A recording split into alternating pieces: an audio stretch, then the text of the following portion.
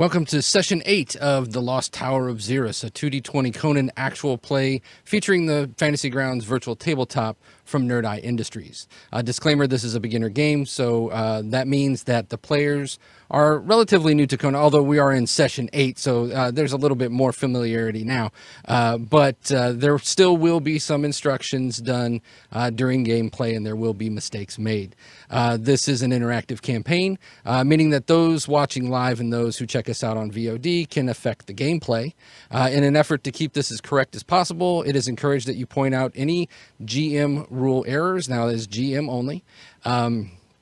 So when I make a rule error and it is pointed out either in the live chat on the stream or in the comment section of the YouTube channel, I will reduce my Doom pool by 1. Apparently I didn't make any mistakes last time because nobody pointed out anything, so I'm starting out with the full complement of my Doom.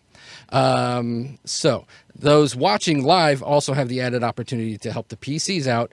For 50 bits, you can give the group 1 momentum, and that is in addition to or in excess of the normal 6, which is normally the cap for PC momentum.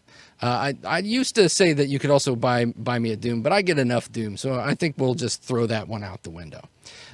So now that we've done all of that and the introduction, let's go ahead and get reacquainted with our players and our player characters, and we'll start with Cornelia. Hi, my name is Morgan. You can find me on Twitter at ThistleRaven. I am playing Cornelia, who has been having kind of a rough time of it lately. She set out to find the lost city of Atlantis, and so far all she's gotten is a dead grandma, a betraying cousin, and now she got stabbed by a 12-year-old who's actually an ancient princess who's also a bit of a jerk. But we are very close to maybe getting to that final goal of finding Atlantis, or actually just leaving it, because apparently it's like super cursed. That's right. And then next we have Adama. Hi, everyone. My name is Leslie. Tonight I'm going to be playing Adama, who is a noble warrior. Get those out of the way. From Corinthia. She's had an interesting time of it as well, although not to the extent that Cornelia has. But we did meet her family the last couple of episodes, and that was, I'm not sure she's really ever going to get over that. But she's super glad we're not at home anymore. So let's, axes, scary things, monks trying to kill us, all those things are easy. Mom's hard. So. That's right. Yes, Adama has a momzilla, apparently. Scary. And then next we have Varg. Hello. My name is B. You can find me on Twitter as @B_Zelda, and I play Varg. Varg has been having a great time. Varg has seen friends do great things. Varg has met great people. Varg has met great places. Varg has killed many people, and this is great. Varg has nothing to really complain about. Varg's gonna go follow Wolf. Yeah, Varg has had a wonderful adventure. And well, and also Varg has a very important piece of what's going on, and we'll kind of get into that here once we've done all the introductions. Next we have Kett. Boop. All right, always gotta unmute. Yeah. Hey everybody, Michael @LoserMLW on Twitter, playing the role of Kett. Kett is the group's old man. He is the veteran barbarian mercenary who was with Cornelia's family on the initial search for Atlantis, and hopefully can make up for the fact that his failure, allowed them to shuffle off this mortal coil, so to speak. He kind of owes it to Cornelia to come through on this one. So let's see how it turns out. All right. So last time in Kratoa, which is the city-state in which Adama's... I'm sorry, go ahead. Eric, yeah, if I can interrupt for just a second, I want to just ask a question. Leslie, is that a fascinator you're wearing? Like what's going on back here? I can't stop looking at it. And I couldn't tell what it was. For that. Oh my god! Ah! So it is somebody's birthday on the stream. It is. I don't know which direction she is from me, but it's Morgan's birthday, and this is my birthday yet. Happy birthday, Morgan! Celebration. All right, happy birthday. Cheers. Happy birthday. Has nothing to do with the character. Everything Okay. to do with Morgan. Very good. Hey, Morgan deserves it. That's right. I agree. I'm sorry for interrupting, Eric. No, that's fine. So last time we were in Krotoa, which is the city-state in which Adama's home, her family is in Corinthia, and the mercenaries learned about the Sajadin. And the Sajadin are a group of warrior monks who guard the pass through the Karpash Mountains and the pass is called the Road of Skulls. So making their way to the Road of Skulls, the player characters then butchered the Sajadin. Not all of them, just some of them. Varg thinks that Varg eliminated. Varg does not believe in butchery. Oh, well, there wasn't much of a fight to it. Well, and butchering implies that they will be then processed and eaten, which they certainly will not. Correct. Mm-hmm. Varg thanks you. Yes. So the Sajadin had set up an ambush, but you had kind of sniffed that out and then ambushed the ambushers. In the process, captured their leader, who had some strange mystical powers. Was able to cause an earthquake in the mountains. So in subduing the leader, you and then decided to try and get information out of them, which is kind of where we're going to get started. The captive was persuaded to show you a secret way to the Lost Tower of an ancient sorcerer named Xirus, who legend states was in possession of an ancient weapon capable of terrible destruction. Also, the title of the show. And the title of the show. Exactly right. So as we will open as the group is traversing this craggy labyrinth within the Karpash Mountains, and you come upon an interesting sight. So go ahead. As I'm pulling this image up, you can role play as you see fit. The captive is now awake, and so how are you transporting said captive? Varg would hold them in their arms. Okay. Probably with a gag. Their hands are definitely bound. But Varg is very gentle, you know. All right, so as you come out of this labyrinth, you now are gazing down upon this secluded valley within the mountains, and you see this strange rock structure just jutting out of the earth.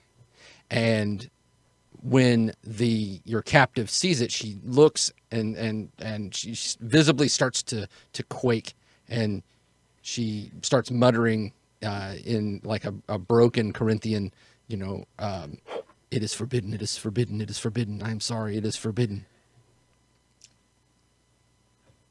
Varg doesn't know what to do with body. Can Varg put her down?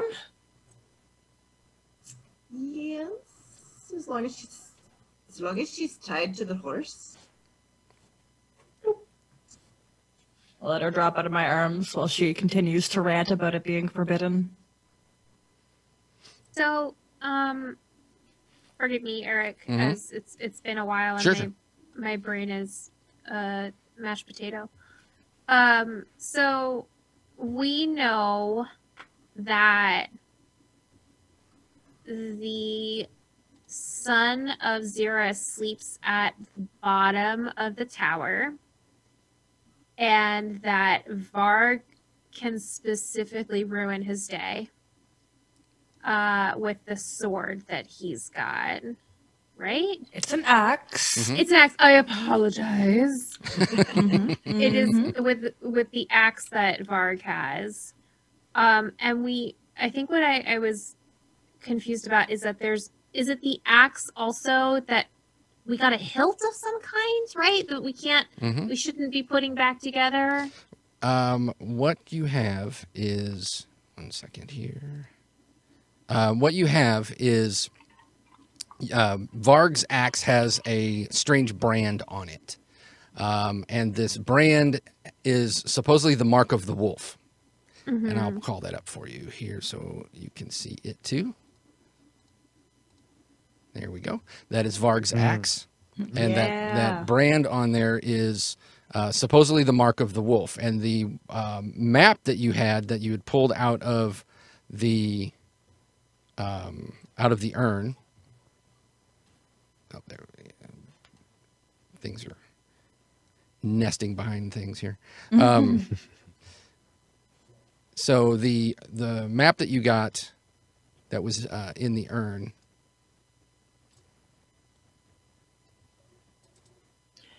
It had a matching symbol. It had the symbol on Yeah. here, and I'm pulling that up too. Right. There you go. So in like the middle left, that same symbol was marked there. So you had followed this road of skulls, which is the little brown line that goes in underneath all of the squiggly writing there, and then went off your captive actually took you off the road of skulls and in the eastern direction through this labyrinth to this where this symbol would be located in the mountains that you're in.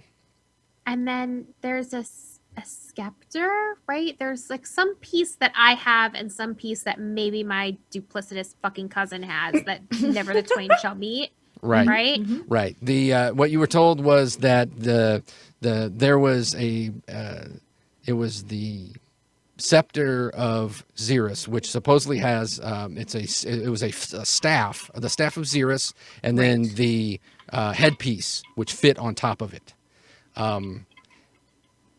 The suspicion is that whoever preceded you here may have the scepter. You were actually told that someone who was who had come through here had come through with a scepter, or with a Your shitty staff. brother. And we had some suspicions about who that might be. Correct. Right.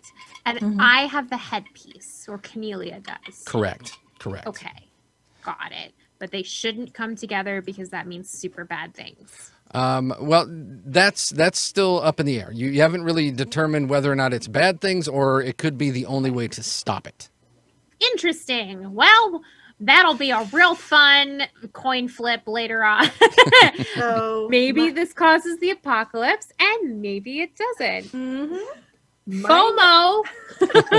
my notes say it becomes a conduit for the old gods. Yes. Oh, That I sounds forgot that part. Terrible. Oh, my note said old cod. Oh, Yes. good. Less Less Like, worse. mine were very fish related. Which I is don't know either why. fish or very old codger, like old man. All right, and there's a demon wolf, Odzod, at the That's- end of the road. That's at the base son of tower. Xirus. It's my buddy. We're gonna fight. It's gonna Which be great. is- Xirus drove him mad, though, right? So we don't know. That's Oh. what I have in my notes. That I forgot Xirus about that drove him part. mad? Question mark. Okay. Maybe there's a way to, talk.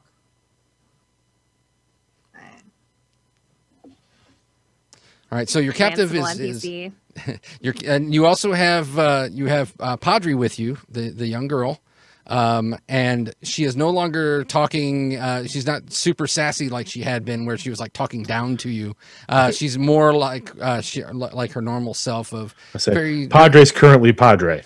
And not in a Maybe, pretty- or maybe her mom is a really manipulative person and Oh, that's true. pretending That's to true. be Tawdry because she doesn't want to deal with the repercussions and responsibility of her bad behavior. Varg is conflicted. Cornelia was stabbed. That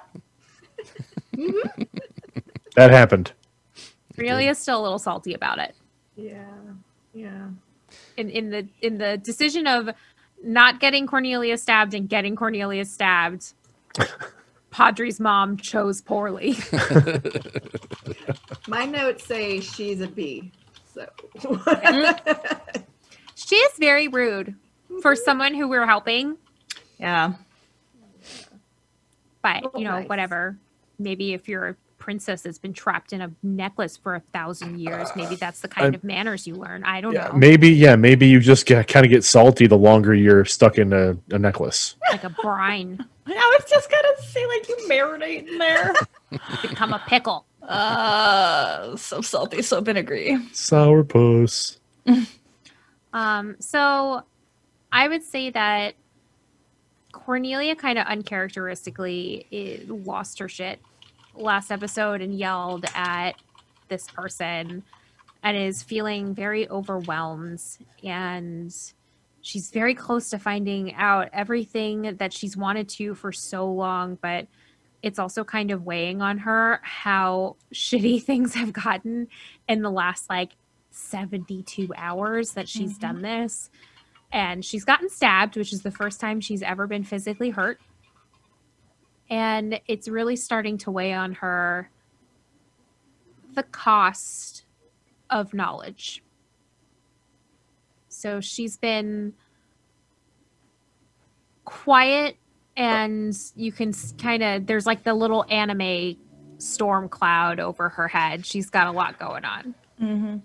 Out of the group, I think it's possible Kett may know Cornelia best. Yeah. Is this something that Kett would easily pick up on? She's a 17-year-old girl who's having feelings. You could probably see it from Mars.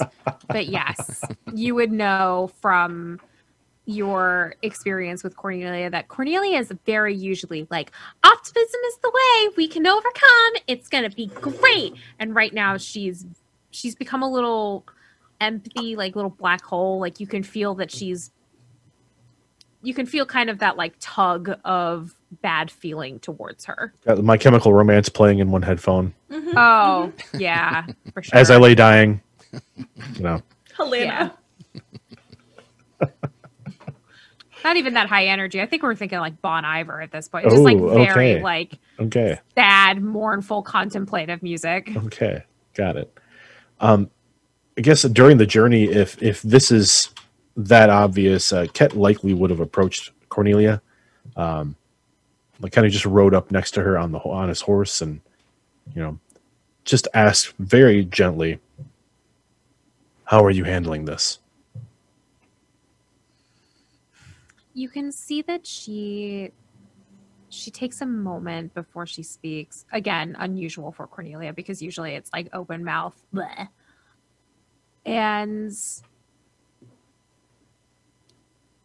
kind of thoughtfully, she goes, I don't know. We're really close to finding out, everything that my parents died to find. And part of me is like if you had told me last week you are standing outside of what could be the city of Atlantis, and you've learned in the last 72 hours, last 3 days and more about this than your parents maybe have their whole lives. I don't know.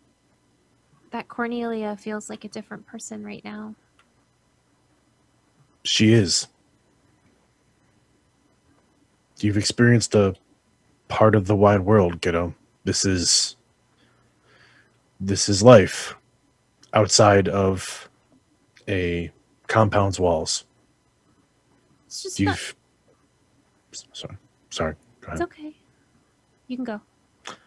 You've found out things about your family. You've been injured.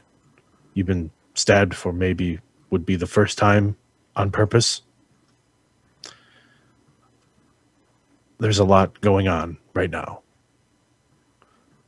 And at any time, we can stop. But I don't think that's what you want. It's just not fair, It's just... You're right. It's not fair. It's like I miss my mom and I miss my dad. I miss my grandma. She could be tough sometimes, but she really cared about me. And I mean, if she was killed because of this, and so many people have died in the last couple of days, and I know they were out to get us or whatever, but they were still people, and they still had lives and maybe families, and they made choices, Cornelia. yeah, but They made choices, and everyone, no matter who you are, choices have consequences, and they have a cost. and my choices have maybe gotten all of them killed, and my grandma killed too. You might have made a choice to come find this place, find what happened to your parents. Those others that we unfortunately had to fight, they made a choice too. That wasn't on you. I don't know, it's stupid. I know it's stupid, right? And I know you're gonna think I'm like a kid, but like I just wish it hadn't been like this. I wish it had just been. I wish I could have just found things out, and I wish that people weren't so mean, and I wish that when we help people, people were helpful too, and I just wish that it wasn't so hard. It's not fair.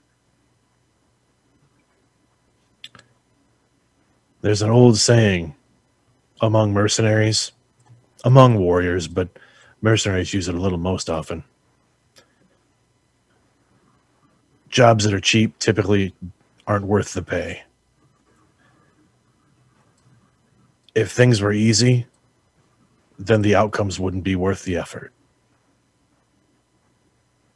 This has been hard. I know it's been hard. But let what you've experienced here sink in. Let it become part of you. But don't let it overwhelm you, and don't let it take away who you are.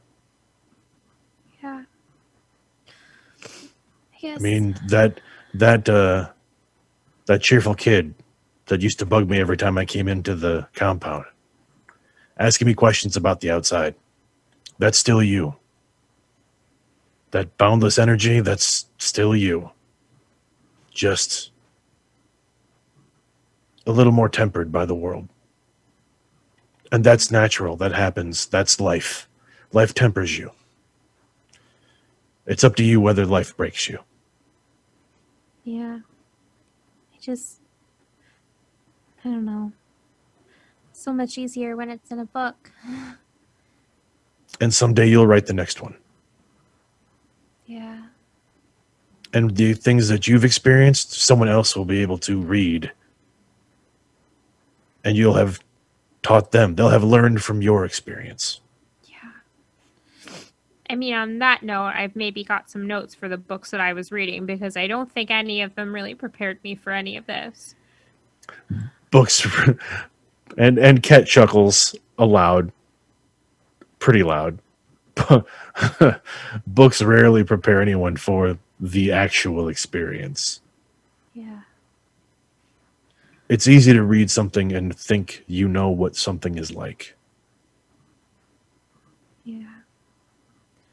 I guess I'm just kind of scared too. Because Me too. I don't want you guys to get hurt. And I don't know, everything just got really intense, really sudden, you know?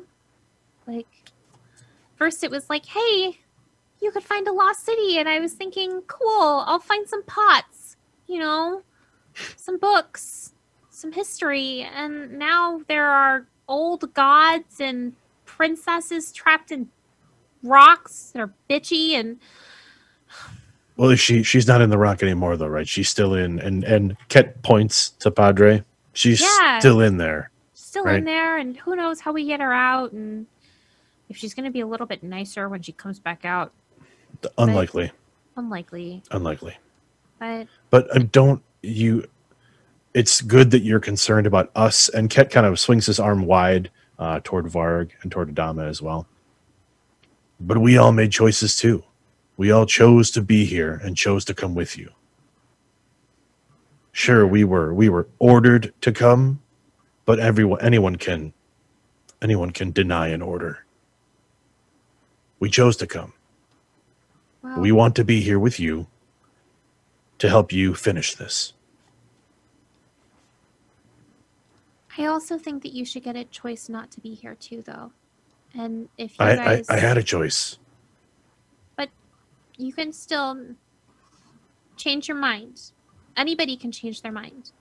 If it starts getting too weird or too crazy or not to handle, we can leave, and I won't fight that. That's Over by Adama, you hear Varg saying how much fun they're having and how this has been a really, really cool adventure. see Varg appears to be enjoying themselves. So I gotta say something. When I first met Varg, I thought they were like really cool, and of course, Carrot's like super cute. Varg is very good at killing people. Like It's a really talent. good. At It's a killing talent. people. I don't think I can be that good or ever be that good, but I also don't want you guys to worry about me in a fight. So next time I will try to use my crossbow like you taught me to help, or at least defend myself. Next time I will try not to get stabbed. Cornelia, look, we're all going to worry about you in a fight. That's just the nature of who we are. And it's like telling the sun not to rise. It's just the way of things. But you'll do fine. Okay. And we'll be here to back you up. Thanks. I really appreciate you, Kett. Hey, this is as much I have some things to fulfill here too. This isn't all just about you. Actually, on that note, my parents weren't killed around here, right, Eric? They were killed somewhere else. They were killed around here, as a matter of fact. Oh, were they? Yes. And you were just told of their death because their bodies were never. It's not something that they would bring your parents' bodies all the way back because, quite frankly, those that survived had to run. Right. Now, does Kett know where they are buried? No. Okay. And I think the last notes I had about it was that Kett has been here before. Mm-hmm. Well, and yes, because Kett was present during Yes. that whole unpleasant business. Gotcha. Okay. So I had misremembered and thought that my parents were killed somewhere else. And so back in my previous notes, it says, hold up, Kett was here. Right under lady calls us infidels, vows we die. Rude. But okay. But if he was here before, on that note, because we found part of my dad's case earlier, let me know if any of the surrounding area starts to look maybe a little familiar to you, because there might be more stuff that's been buried or tossed around here that we could maybe find. Yes, the area is familiar. I've been... And Kett kind of looks down, almost embarrassed or sheepish. I've been trying to keep it under control, but yes, this is very familiar. You can see that there's like a look of kind of mortification that follows on Cordelia's face, and she's like, also, if it's like super traumatizing, you don't maybe have to think so hard about it. You know, it's also cool. Sorry. No apologies. This is the reason that we are here is because I didn't do my job the first time. I think you did an okay job. Some things are out of your control, Kett. Like I'm finding out about my whole life too. Well, I guess we'll. This is a particular puzzle that we'll solve together then. Okay. And Kett kind of claps her on the shoulder. It's, I guess, maybe as tender as he is at the moment, and gives her a shoulder a soft squeeze before he like lets his horse pull back. Okay. All right. So the path leading down into the valley, once you've cleared the labyrinth, then the path is it's not like treacherous, but it's certainly not something you could just like, gallop or you have to carefully walk the horses down. And about midway down, each one of you starts to get this strange, like nagging feeling of dread, kind of, like at first it's kind of an unease, and then the closer you're getting to the bottom of this valley, the more this nagging feeling starts to just kind of catch your attention. And what really kind of it culminates it to the point where you're about 2/3 of the way down the hill to get to the bottom, and the horses stop and will not take another step. Feel you, buddy. So, to get them to proceed, then Animal handling? you will have to check some animal handling. I'm good at this because I raised animals on a farm. So I was born on a horse. now this is well, we could do it. We could do it different ways. We could Sounds complicated. we could do it as a group where 3 people are assisting one person, or you can each try and do it individually. Now, here's the kicker: because of whatever is going on here, you're going to need 3 successes. Ooh. I like teamwork. Yeah. Also, what's everybody's horse's names? I already forgot. Horse. Leslie's is Plum. That's right? what it was. In Yes. Greek? Yes. I mean, that's It's how in my we notes recognize somewhere. them as Plum. I don't know if that's how you recognize them. Hold on, let's go notes. Yes. And then mine is NPCs. Mustard. Yes, mustard. I don't have a horse, I think, is what my thing was. No, you do. Yeah. It's Is it celery? Yes. Oh, celery's a warhorse with polka dots. Oh my gosh. Damasceno. There we go. I found it. Yes, means plum in Greek. All right. I have a 12 in animal handling, and I guess I have, what is it, 2 experience, 2 focus? 2 focus, yeah.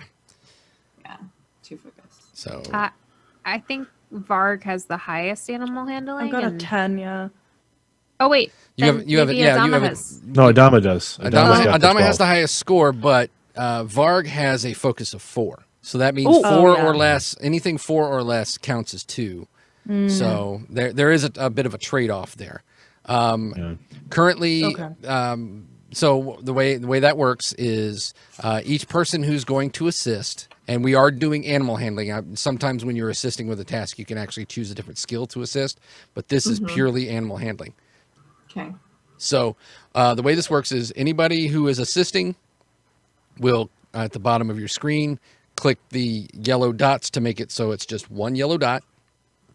All right, so we're assisting Varg, correct? You are assisting Varg. Now, for the purposes of the assist, I'm going to make the assisters or the assisters DC will be 1. So you just need a 1 to assist.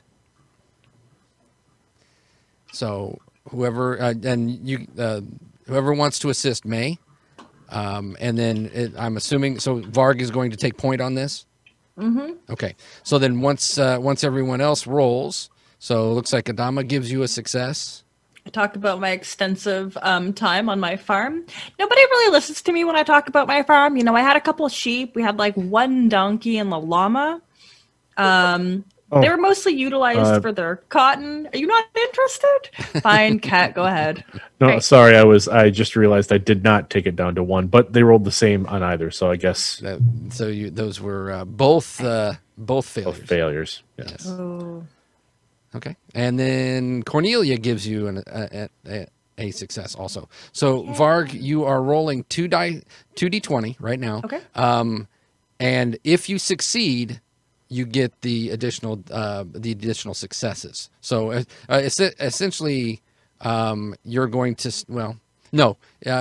just go ahead. You'll just go ahead and roll.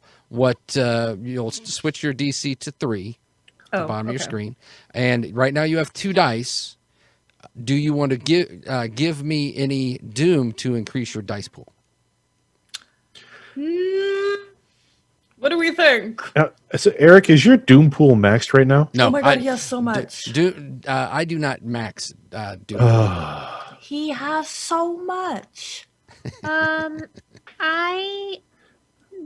How important is it that we continue to have our horses? Honestly, worst case scenario, they just hang out in the mud and we come back for them with like snacks and whatnot. I'm I okay don't. with I don't that know as if it's well. worth. Yeah, I don't know if it's worth turning up a doom for it. So I would roll. Okay. All right. So 2d20. DC is 3, and you're looking for 10s or less. Okay. So no successes. Wow. So you're trying to get them, and it's very much you're. They're not like the animals back in Asgard. Varg has trouble with these. Yeah, and Varg, they're acting as if danger is right in front of them. They're not bolting, but it's almost as if they can sense the danger that's ahead of them. Okay.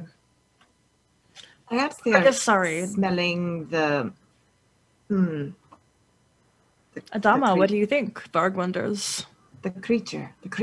Perhaps they're smelling something. Right, there's supposed to be a big wolf here. So actually, can Mustard just stay here? I don't want Mustard to get hurt. Or, Pickle the mule. Is it Pickle? I think it's Pickle. Plum? Pickle? We can tie Pickle. the animals off here off the trail. They should be all right. That's a funnier joke thinking about it now that I called Padre a pickle. And assuming that she was riding Pickle, that would have been... If I had made that connection earlier, I would have made that funnier. But for now, we're just gonna have to deal with it as it is. It was certainly funny enough. Thanks. All right, so you're going to proceed on foot then. Yeah. Okay. Gotta. All right. So, question: your captive, she is.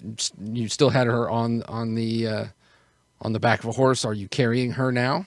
Kett will pick her up to free Varg up. Okay. Oh, Varg thanks you. And then I have a feeling that Varg's skills are going to be a lot more required as we get closer. Before we head out closer, I'm gonna pull whatever we've got gagging her aside, and I'm gonna poke her, and I'm gonna be like, "Hey, I know this place is forbidden, but did they say anything about like specifics on forbidden? Like, ooh, there's a trap that'll cut your foot off, or ooh, there's weird vines that will give you a rash." Heck, those vines. Okay. Are you? Those vines are a wonderful hangover cure. All right. She is not very forthcoming with information. So, are you wanting to persuade, or perhaps intimidate, or use some other skill to try and coerce her to give you information? I use command. You could, yeah. So you instead of trying to persuade, you're just like, "Your will tell me this." Okay. Yeah. Okay, sure. Punk. Kett will assist since he's carrying her. There you go. Okay. She's basically over his shoulder. Okay. So Okay. is it DC2? Do I need to putz with anything? It will be DC2, but let Kett roll the assist Okay. first. Is anyone else wanting to assist you? This could be any skill you want to do to assist this. It's still the 1 dice. I mean, you could flex, or you could, don't tempt me. look menacing, or however you want to do, or whatever you want to do. I like the idea that Adama over top of Cornelia's had like Cornelia trying to be intimidating, but like baby faced and adorable. I'm like Adama over top of her head being like, I'm here for it. Give her that look. All right. Am Not I that- rolling? Not If that you- if you Adama want- is if the you want mom, to. but Leslie, the mom eyebrow, the like. Yeah.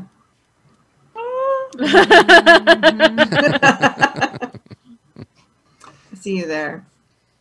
So we're doing a command, huh? Or You whatever can you can use. Yeah, you can use athletics if you want to flex, or if you want to, you can do persuade if you're wanting to. Like just kind of menace them. You can use society if you want to try and figure out maybe a cultural way of getting them to talk. I mean, it's really up to you.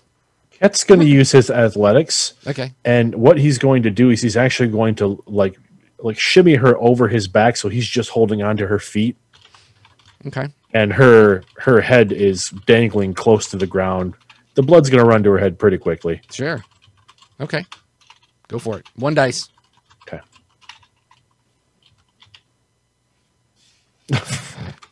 Wow. Mm-hmm. How? Kett's Kett's athletics is a 17. Oh no! How? So badly.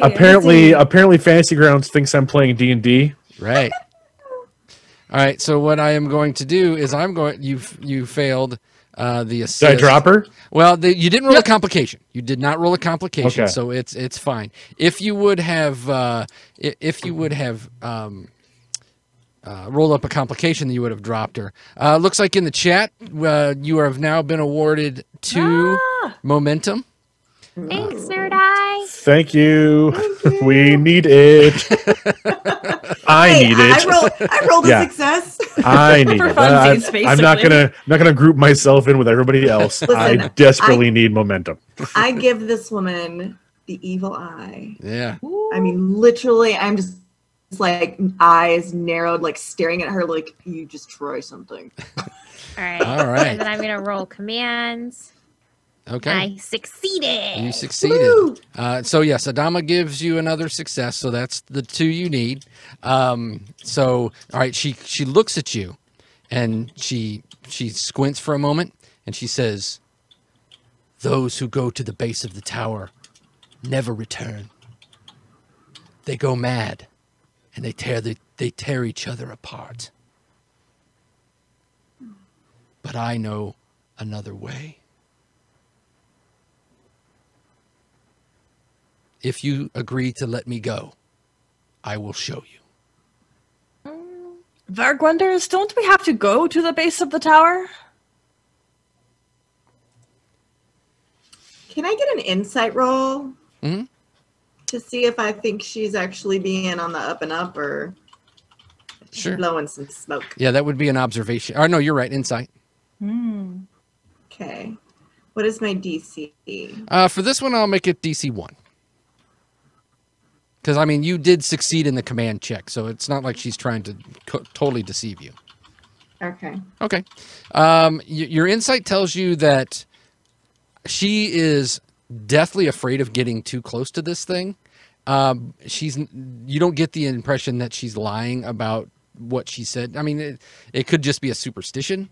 But she firmly believes that if you take her and take her closer to the foot of this giant rock, that you are all, including herself, are all going to die. But she says, "I can show you a way to get into the tower without getting to the base, without affecting the madness. It won't be easy, but I can show you. But it is forbidden for me to enter it. You have to let me go." I'm okay with that. Can I tell if she's being? Yeah. You just The said insight, that yeah. she's being honest. So, yeah, I'm okay with that. Varg wants to fight the wolf. Varg has come so far for this. But you can't fight the wolf if you're crazy.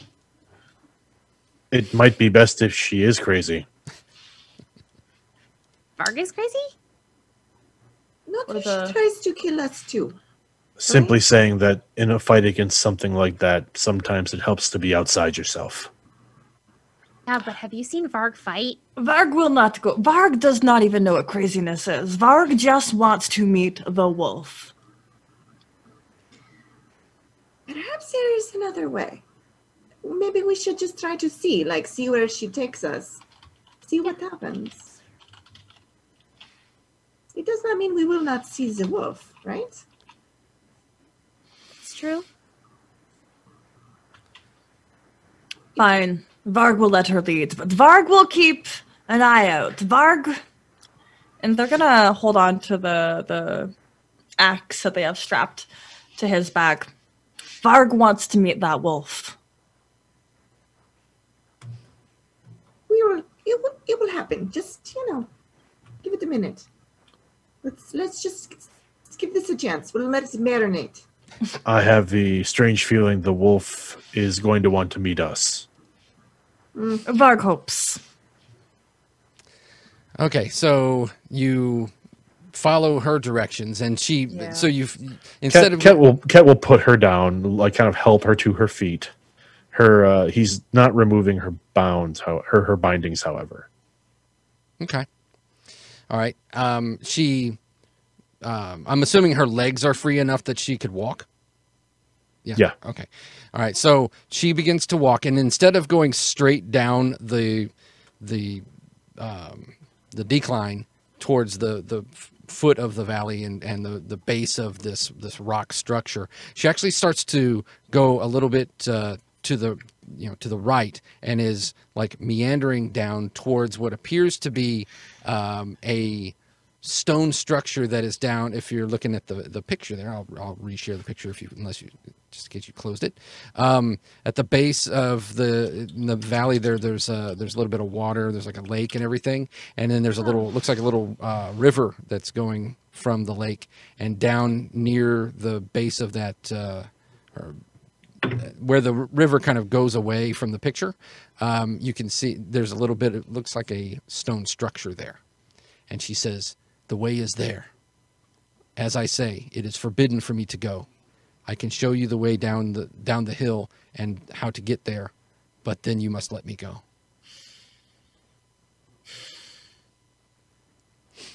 Okay, so she leads you down, all the way down to the floor of the valley, and this gigantic stone structure, or well, it looks like a natural stone rise right in the middle of this wooded valley. And as you're getting closer to it, and you're not going directly closer, but as you're getting a little bit closer and closer to it, you start to, like I said, that feeling, this like dreadful feeling starts to just kind of just wave over you. And so as you're getting closer to this stone structure at the base of this river, I want everyone to roll willpower. Yeah. That's All right. discipline. Roll discipline. Whoa. Yikes. Any particular DC? Right now it's DC 1. Okay. That's not my best skill. Oh. Hey. I join you in the. Oh gosh, everybody. Oh dear. No, Kett actually made it. Adama did not. Discipline, not so much. Oh no, Adama. I think it's Save easiest. us. Maybe it's Or no, it's easiest Kett. to explain this from Kett's perspective that he's been How here did before. we all fail? We didn't all fail. I mean, okay, fine, you did okay, but come on. Double 17s. Oh my gosh. Sure. Oh gosh, the shadow of 2 GM dice rolling is scary. Yeah, right. All right, so Adama, Cornelia, and Varg, on your combat tracker, take 4 resolve damage. Word. That's so much. On the bright side, resolve and vigor come back very quickly. And so essentially this was just a one-time roll to see what happens, because it does 4 resolve damage. If it would have done 5, you would have taken a trauma. And even Nerd Eye is like, wow, GM abuse. Oh, our poor resolve. When Nerd Eye is like, whoa.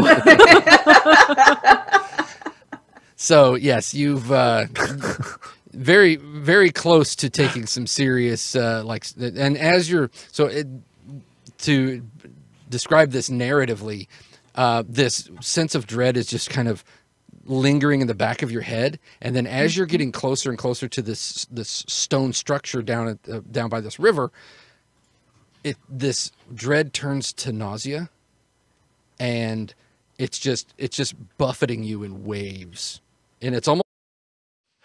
All right, so those of you who are just now tuning back in because of technical difficulties, we had to restart, and apparently it was time for a costume change. So For sure. you know, when madness strikes from whatever is emanating from this green stone building that you're headed towards, things get a little weird. So, all right, so we. As you are now closer to this structure, you're feeling this heaviness, this weight on you, and some of you are like Kett. You've felt this before, and it wasn't until you felt this that it reminded you. It was almost like you had repressed it, if that makes sense. Mm-hmm. Okay. All right. So what we will do is you have gotten to within like walking distance of this structure. Your captive says the way in is there. It will not be easy, but it will be easier. And then she points towards the tower and says it will be easier than climbing that. Yeah, Varg is content, actually. That is, wow. Give it a try. All right. So as you're approaching this structure, it looks like it's just like it's overgrown with vines and weeds, and you see that every once in a while, as you're getting closer to it, it was probably part of a larger structure at one point. But now all that's really left of this larger structure is maybe a piece of wall or something, or foundation or something that is very heavily overgrown. And as you are getting approaching the opening that leads into this structure itself, the vines are getting thicker and thicker, and the structure, the stone on it is almost completely engulfed in this vegetation at this point.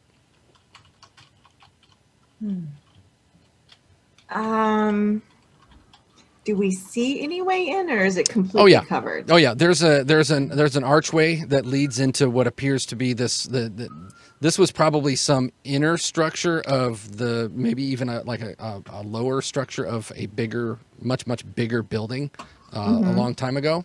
So yeah, you can tell that it is some sort of it's almost like a round room that is like the last remnants of this ancient giant structure.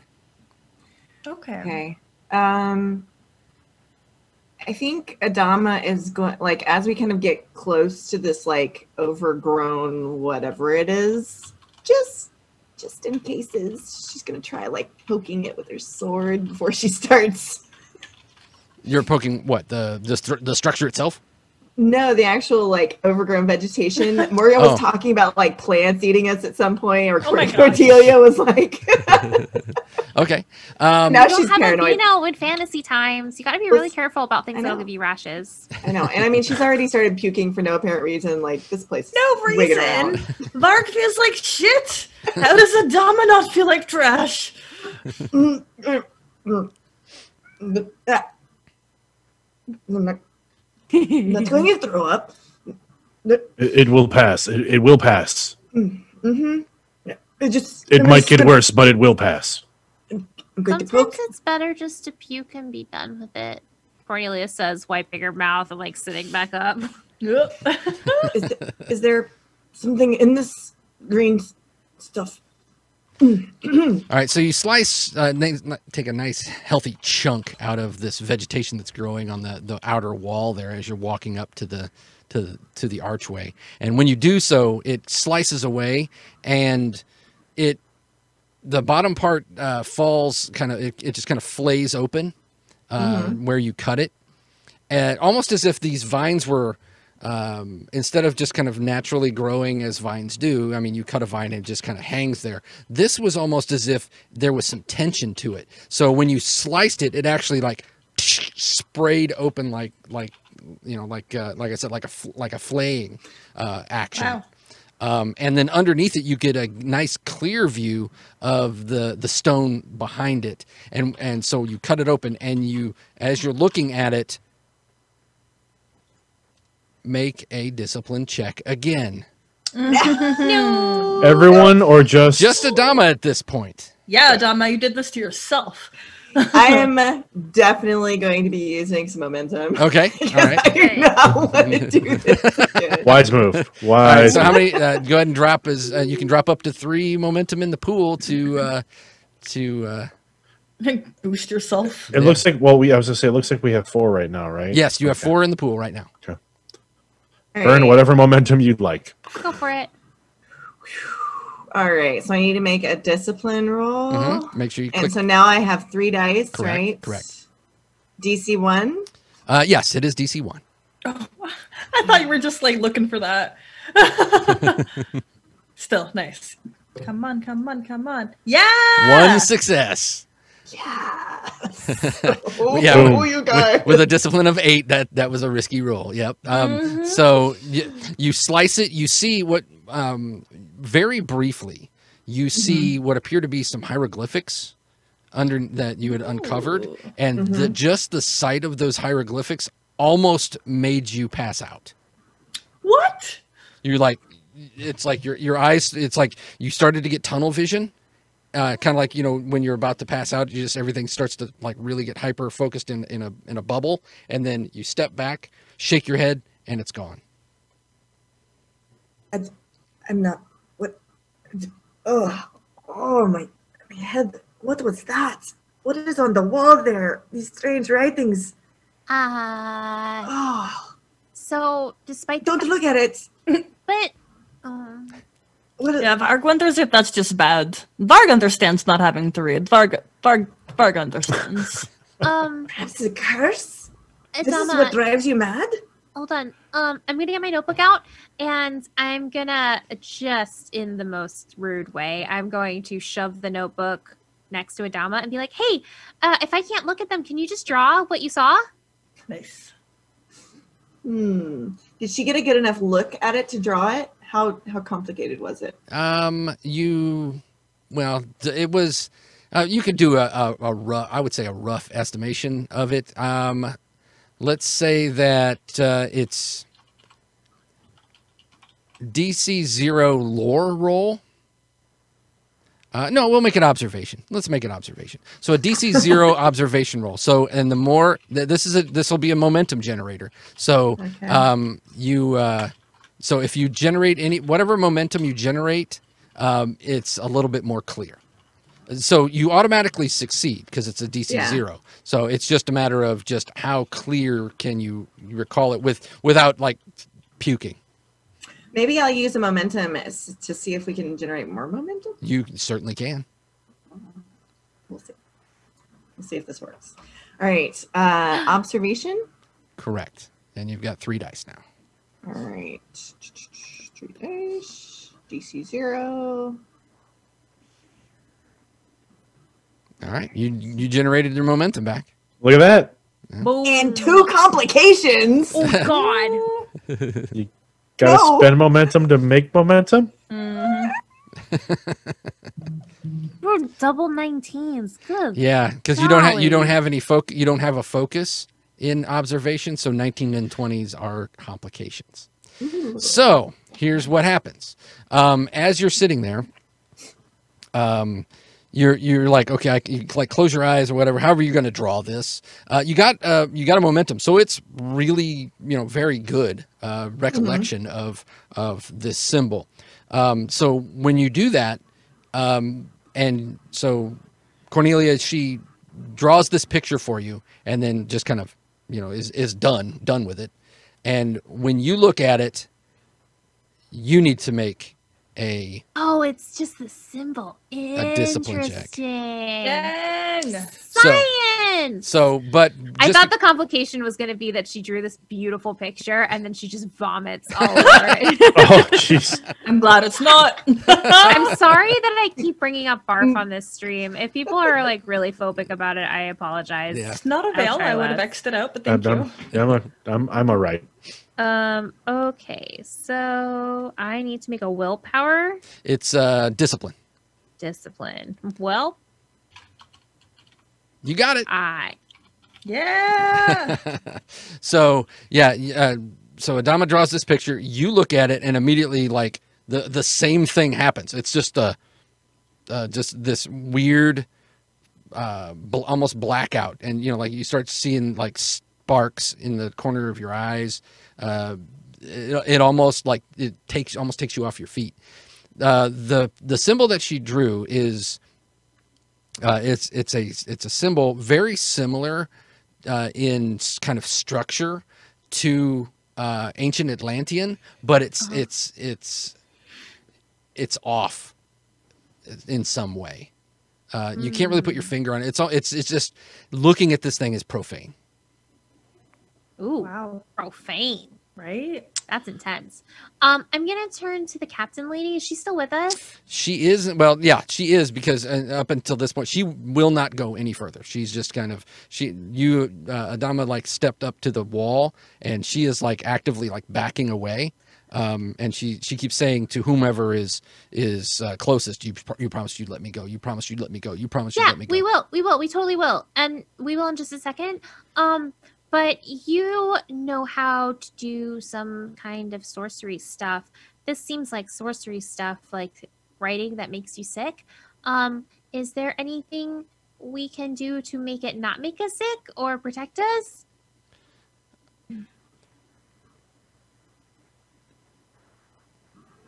Once you cross the threshold, the protections point out.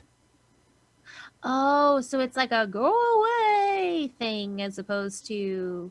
Okay. Bye. All right, she holds up her hands because she's still bound. Oh, yeah, that would be really mean of us if we did that.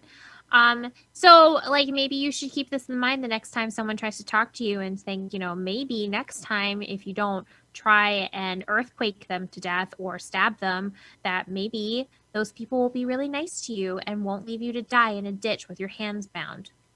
And Cornelia is going to untie her hands. Okay. She nods to you and then just turns and takes off running. Be nicer to people! Varg wishes you well. I'm not entirely convinced we should have let her go. What's the worst that could happen? Varg has no worries. I'm trying All to right. think positively of my choices, Kett. Of course. Nothing bad could possibly happen. Didn't say that, but I'm trying to think positively about the choices I can make. And she's got her own choices to make. And if she chooses bad ones, then I hope she stubs her toe. Well, on the plus side, they won't come back here because this place is forbidden, so we shouldn't see them again while we're here. Cool. Okay, so if we just go past this point, then should be fine. All right. Varg wants to find the wolf. Oh, sorry, Adama. What were you saying? Not important. All right. Go ahead. So you go through the archway. Okay. We are looking for the wolf. Oh does. god. Oh god. Oh god. New map. New If map. it- New map. If it makes sense, since Kett is the only one that wasn't impacted, maybe he should go first. Yeah. Okay. Everybody else is kind of clutching their gut, not feeling hot. All right. So as you enter this round structure, it is green stone, and the vegetation is just as thick in here as it is outside. And the first thing that you notice is that all of these vines are just crisscrossing like under your feet, almost like a carpet. It's that woven. of just different tendrils, and some in varying thicknesses. Some of them have thorns, some of them have flowers. It almost is as if it's like a mixture of it's like this was maybe at one point like a greenhouse that has completely gone amok. So there's the stone walls have vegetation just kind of growing off of it and just hanging. Nothing has cleared the top of this ring though. So the ring itself, it looks like maybe at one point it was a dome. So like a lot of it is broken away. So there's very jagged pieces on the ceiling where you can tell. And then there's some stone on the floor where you can see that it had fallen. In the very middle, there is another stone wall, but it's not as high as the outer walls. It's probably only about maybe 2 feet high. And you see this brackish pool in the middle. Oh. So that's what you immediately see when you walk in. The next thing that catches your eye and possibly a little bit more disturbing is that in equal intervals from your vantage, because you can see all the way across, because it's only like a 2 foot high wall directly across from you. So in pretty regular intervals along the inner portion of the big wall, you see these large, what appear to be like almost like seed pods just hanging. And Kett, you say appear to be seed pods, right? Yes, they appear to be seed pods. The difference is that they have a think of them, it's like a seed pod, maybe almost like an eggplant, so it's like it's being held on to the top here, and then the fruit itself is hanging down, but this fruit has an inner luminance, so they're glowing. And as you're standing there and you're looking, Kett, you start to get this strange realization that you've seen this before, but you don't know where. And so to your immediate left, there is so you've got the archway as you're looking straight across. So Adama, you're standing next to the archway and on this map, and then there's a support pillar, and then there's just a big wad of vines, and one of those seed pods is there, but it appears to have been split open because it doesn't have this glowing that the other ones have. And again, Eric, how large are the seed pods? Oh, please ask that. Thank you. Like, are they person sized? Roughly. No. Ugh!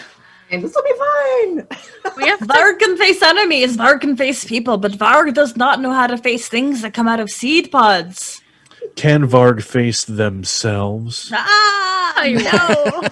If Cornelia has to fight her zombie pod person parents, she's just gonna turn around and go straight back home to go back to therapy where she belongs. Like, well, it'll be like the Mario universe. It'll be like Cornelia.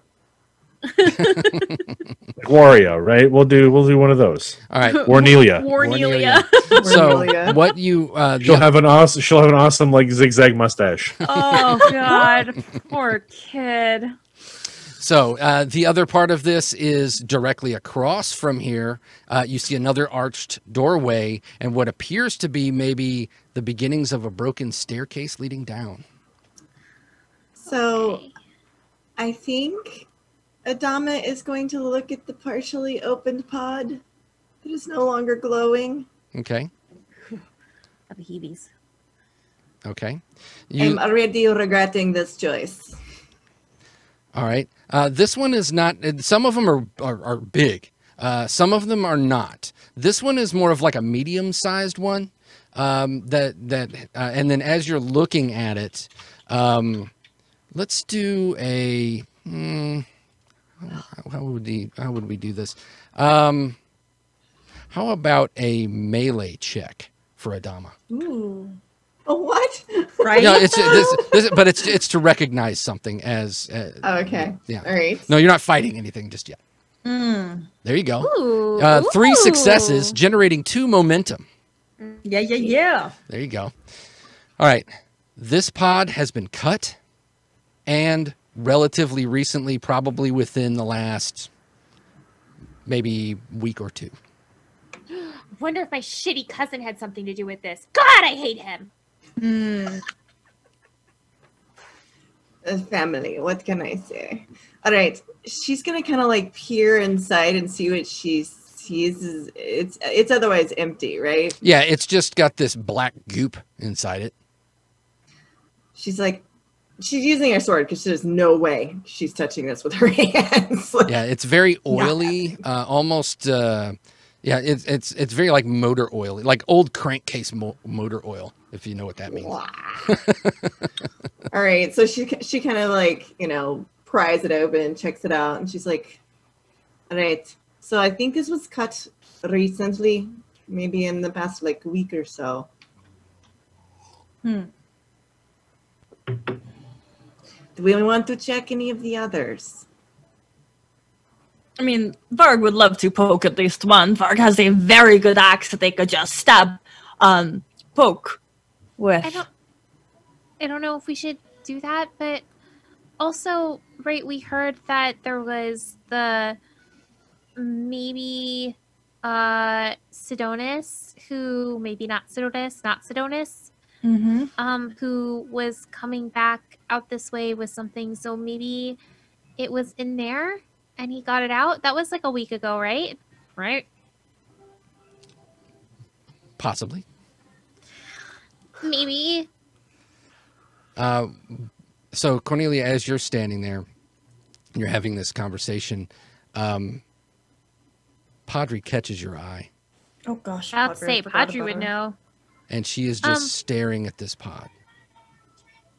Oh my God, Padre, did you get out of this pod? Is this your pod? She says, I think it was. Oh, no. I feel it seems very familiar to me. And then she starts looking around, and like her eyes just start to like scan all these other pods all along the wall. Kett's going to approach a pod and kind of put his, not necessarily, he's going to get as close as he can and put his ear to it. Okay. Are you going, as you're looking at the map, just you should be able to control your token there. So place yourselves wherever you want to be. Okay. And just so I'm clear, the pods are the big green things circling the middle, correct? No, the pods just essentially where, as you're looking at the map, you see there's a support pillar. There's like green support pillars, then there's rocks, and then there's a green support pillar. Okay. You see what I'm saying? I wasn't sure completely if those were rocks or like undergrowth, but now that I look a little closer, I do see they're rocks. Yeah. So Got it. yeah. So each essentially, let me do a little. Each pillar has a pod attached to it. Exactly right. Exactly right. Okay. I don't know if we can move our tokens. Oh, yeah. We can certainly make We some can draw some wonderful cool lines. lines. All right. So Yeah. you're it's not allowing you to move them. That's weird. No. That must be that's probably a me problem. So we'll just just indicate where you want to. Hold on. I will probably be following Kett around. Yeah. Okay. So you're next to Kett. Nerd Eye says he has them locked. Ah. We're locked and loaded. Nerd Eye, you've been so helpful for this stream. Thank you. Thank you No, so much. seriously, though, thank you. Giving us momentum. It's always nice to have the folks that make the thing you're using watching the thing that you're using. The tokens are locked.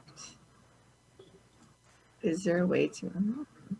I mean, regardless, Varg wants to look at this pool. Varg wants to determine... I mean, how bad does this water smell? Yeah. Pretty gross, Varg. It's like backed up toilet water. Ah! Varg wonders what's in here. And I really would love for you to kind of figure out what's going on with the pods. I'm just worried that something is going to emerge from the water. Okay, so as It was a Conan game, so that is 100% a thing that will probably happen. so Adama, Right? Especially if it smells like toilet water. all right, so Conan has in the Conan world, they like to have things come up from circular openings in rooms. This is fact. All right. Well, So, Eric, why are you grinning? what? Is I good? All right. So Kett goes over to one of the pods, like the next pod over, and takes a listen. Cornelia, you are now next to Kett, and then both Adama and Varg go over to the pool, and they're now like looking at the pool, correct? Mm-hmm. Okay. All right. So, Kett, you listen to one of these pods, and putting your ear to it, you hear a low, almost like a low droning sound. And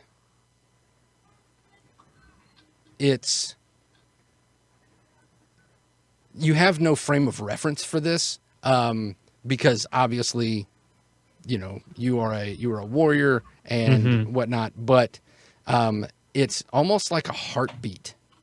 Oh. It's like a whooshing That's heartbeat. So what Kett was afraid of. yeah. So in meta terms, it's almost as if you're listening to a womb.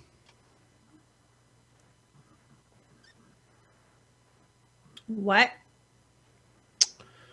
A womb. So it's if it's a whoosh whoosh whoosh. So it's like you're listening to something is inside there. Audrey. So, if you came from there, do you think that maybe, you were like sleeping for also like 1,000 years? Oh. I do not know. Other ones, or if we should leave them?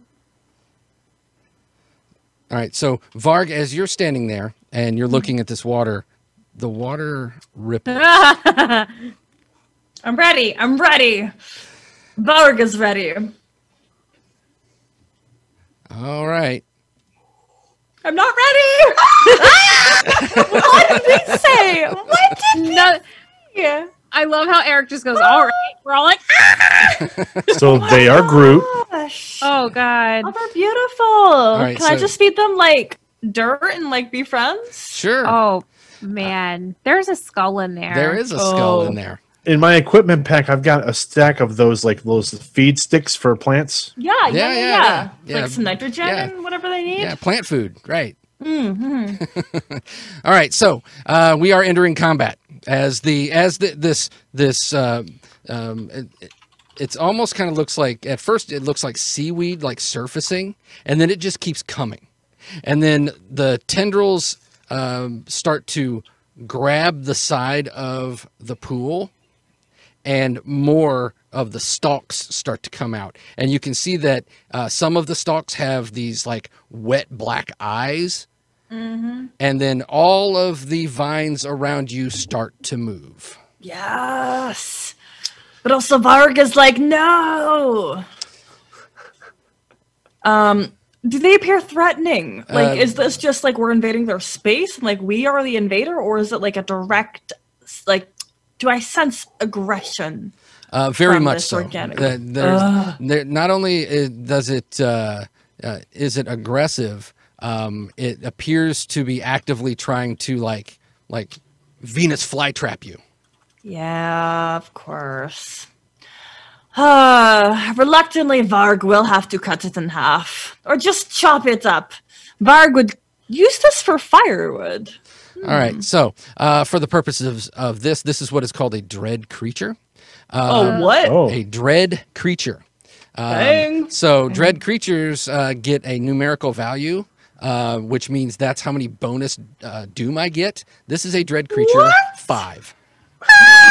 No, you already have 12. That is not fair.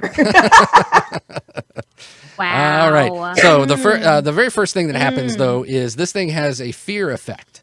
The creature's form, nature, or raw presence is deeply unsettling. That is. Nerd Eye Industry says wow. I'm just saying. Get us! Nah. All right. So Varg will live forever. It's fine. Eric had mentioned early on that this might be our last episode, and I think he's trying to just make that happen. Right? It's, you know, I can't. You can't say I didn't warn you. All right. don't dream it, be it. All right. So anyway, so when a character sees a creature with fear 2, which it has fear 2, the character must immediately make a discipline check with the difficulty of 2 or suffer the damage of its threaten attack. Okay. All right. I failed. You said DC 2, correct? Correct. All Y'all. failing. Hey, surprise. Adama, don't mess it. Oh no. So everyone fails. We're gonna die. Oh You're so boy. gonna die. What if we weren't parents looking get at it when it came up? Cornelia. Like I was looking at the Oh. pod. I wasn't really paying attention to what's going on behind me. Well, see the thing is the tendrils around the pod. It's all one thing. Yeah. I love how Eric is like, yeah, see, the thing is, no. All right, so here we go. So all of you have failed. We're gonna kill the pod people if we kill it. And so then you are affected by its unearthly presence because this is a plant creature rooted in hell itself. All right. I mean, yikes. Right? There will be no dragging this stump out. Okay. So what that means is, and so what I rolled is, oh my God. I rolled, Oh no. Oh, I hate when you roll digital dice. I hate it. Ugh. okay. All right. So, Not even fair. What? No. What? all right. This is literally ask anybody that's ever played a game with Eric for anything, and I'm sure you may have seen this in the Star Trek game that occurs on Tuesdays also. Like, Eric has a way of rolling dice that is Painful. It's painful. Dice Painful. sorcery. I'll tell you right now. It also works that way in person. I just have that level of dice luck. When you got that Only when I'm game master though. That's I don't have that level when I'm playing. All right, so here's the bad news. The bad news is that each of you take 7 resolve point damage. What? What happened to my resolve? So now that because Oh, this God. is a brand new combat, because before this may happen to you, this may cause you trauma. You are at full resolve at this point. Oh, thank Oh, God. What would okay. have happened if we ran out of resolve? Well, when you run out of resolve, then you start taking trauma damage. Oh. And then what trauma damage does is it increases trauma and wounds increase your target numbers for everything by 1 for each level you go up. And just to be clear, what if we already had 1 trauma? Does that really impact us at all at this particular moment? It does. Oh, no. Because what that means is that you are, what you can do is you can spend a fortune point to basically just kind of ignore it for now, but it will come back. I did that at the time, I believe. Yes, you did. Oh my gosh. What does that mean now?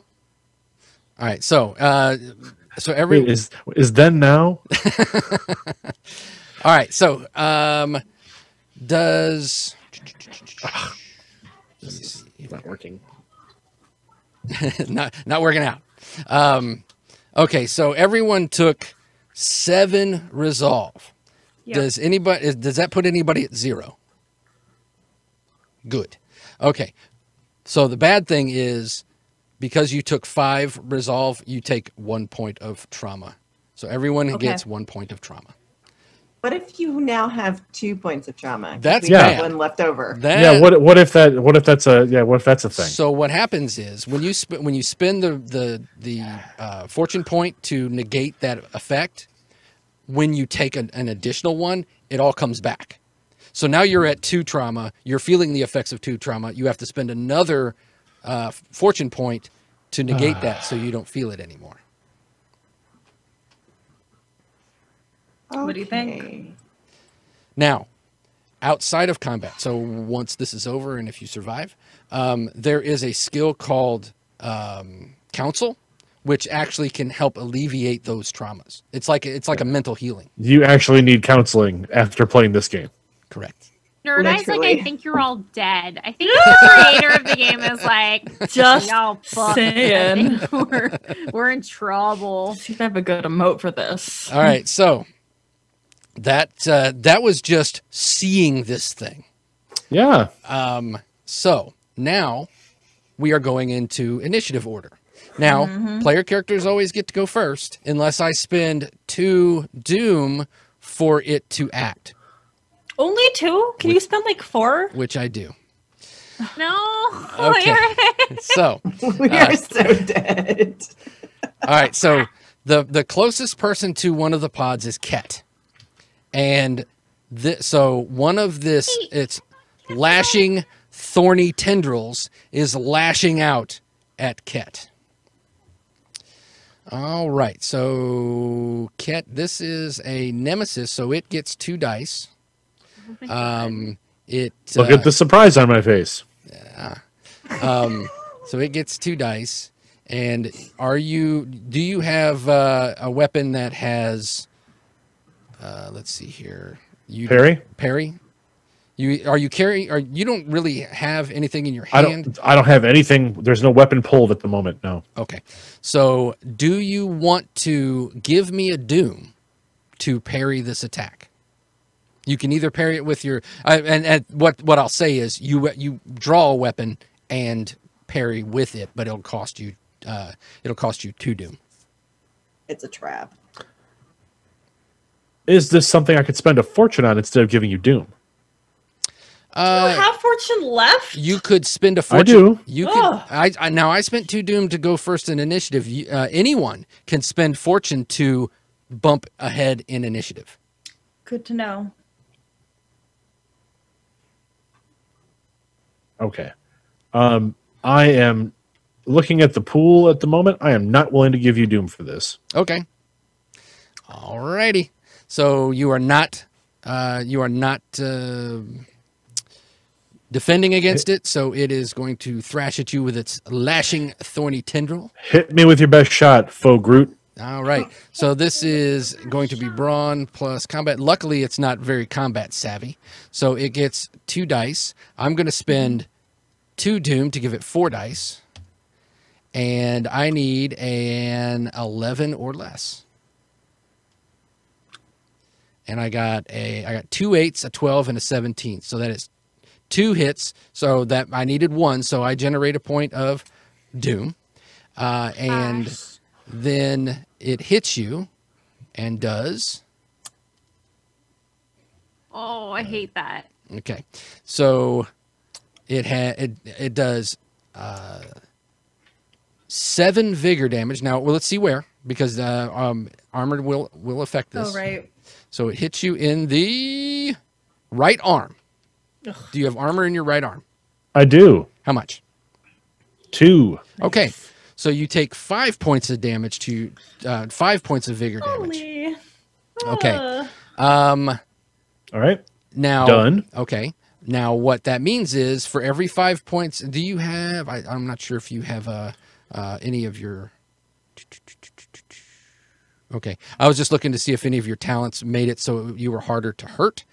You are not. So that means 5 points of vigor damage means you take a wound. Now, here's your option. You can either you can take the wound. You're perfectly welcome to do that. You could spend a point of, spend a fortune point to avoid it, or you could sacrifice a piece of armor to avoid the wound. Ooh. I'll say that he shreds the right arm. All right, so you now have Pops the that vines- arm right off. Like, the vines shred the right armor, the armor on Kett's right arm, which is again that mask from a previous adventure. As the vines wrap around it, that mask just gets goes to shrapnel. It kind of just explodes with the force. Okay. And that piece of Brigadine, that piece of Brigadine just kind of like slumps off of his arm and falls to the ground. There you go. Okay, so yeah, so Kett, as you're listening to this, and you're like, it sounds like a whooshing heartbeat, and then you hear this like explosion of water, and so everybody's just kind of like drenched in this poopy water, and then you. When your vision clears, you see this thorny tendril come at you, and you just turn. It wraps around your arm, just shreds the armor off of your arm. Now it's the player character's turns. What you gonna do? Varg wants to hack this apart.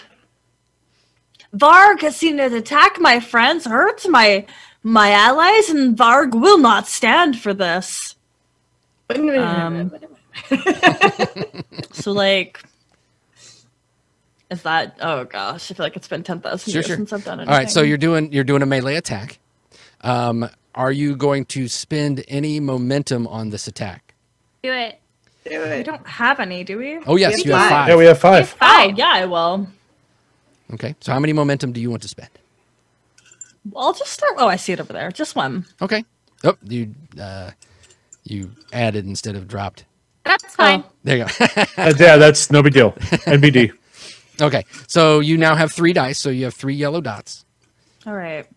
And your DC for this is, you know what? I will parry with a tendril. So I will spend 2 doom to parry. So I will set your DC here. So it is a brawn, so it needs an 11. So this is our 8th session, correct? That's correct.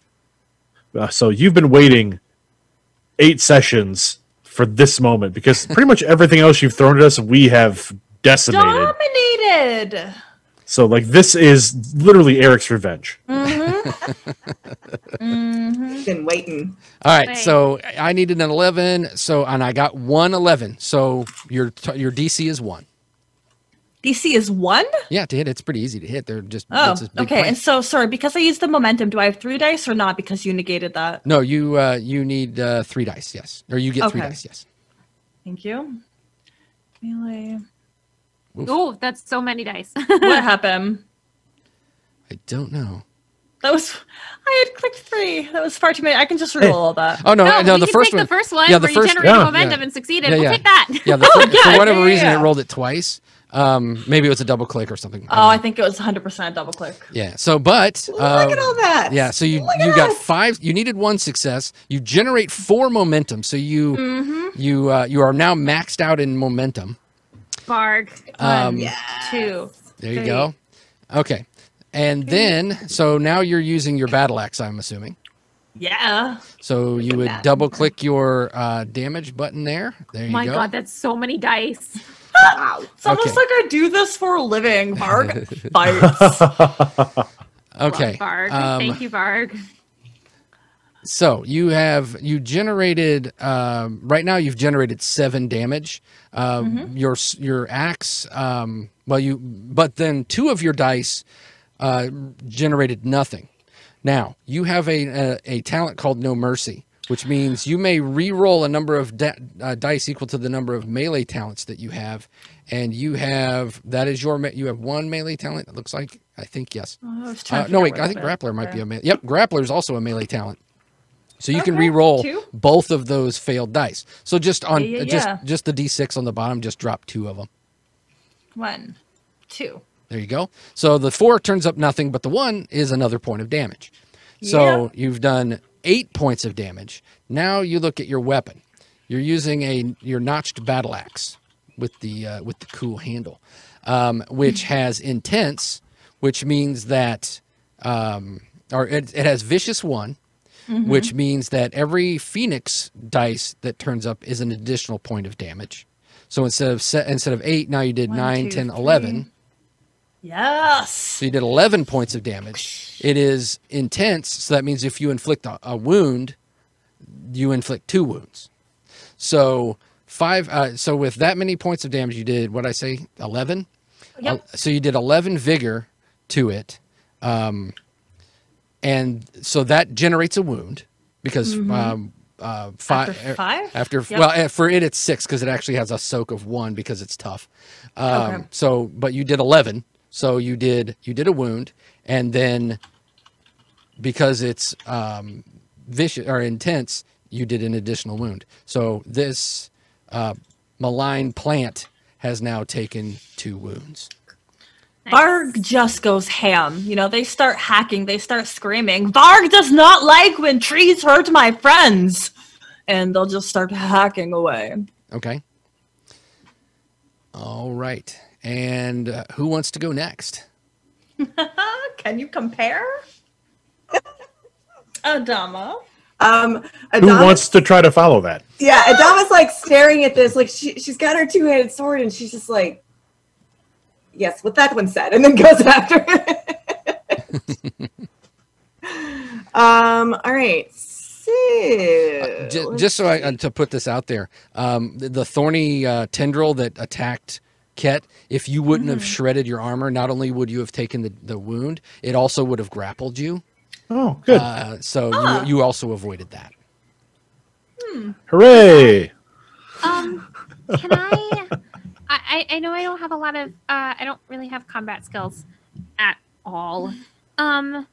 Is there something in like history or lore that I might be able to know about like weaknesses or mythological vulnerable buttholes of plant monsters? Yes, there was your father had an extensive library on vulnerable buttholes of plant monsters.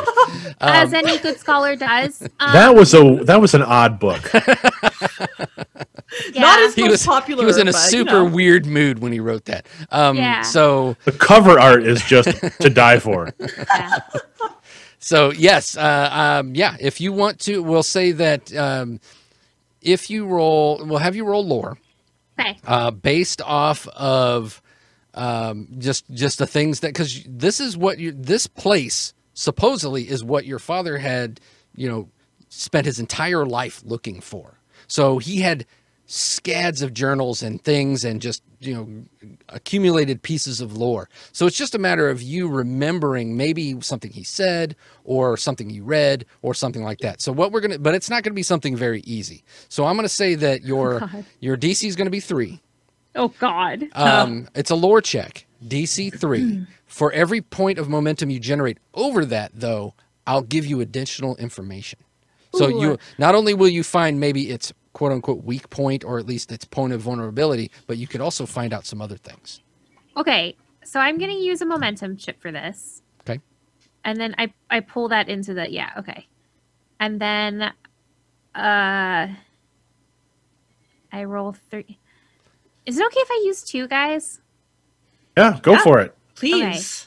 I'm scared of this thing. So then I roll 4 dice, right? Correct. Let me pull up Okay. your character sheet so everybody can see what you're doing here. And All right, so you're doing lore. So yeah, you've got a really good chance of generating a bunch of successes here. let's pray. Oh God. Pray to my axe. Little I- pray. I got no complications. I got 1 momentum. Yep. And I got 4 successes. Yep. So you Yeah. generated. Nice. So not only did you succeed, you generated a momentum. Now you can bank that momentum, or you could spend it for extra information. Here's the basic information that you know.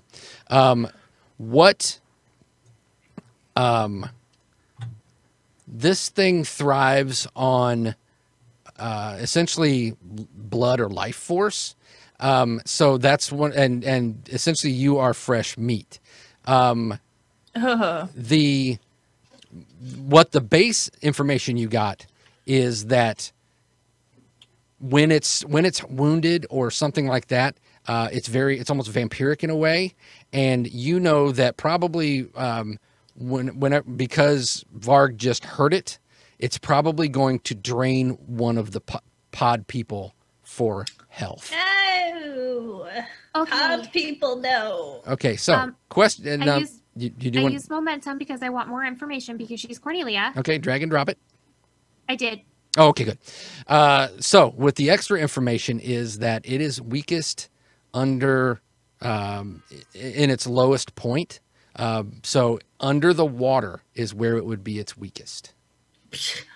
So, Cornelia is going to yell, "Don't let it grab you! It'll suck your life force out! Cut the pods open! And then we gotta attack it underneath the water!"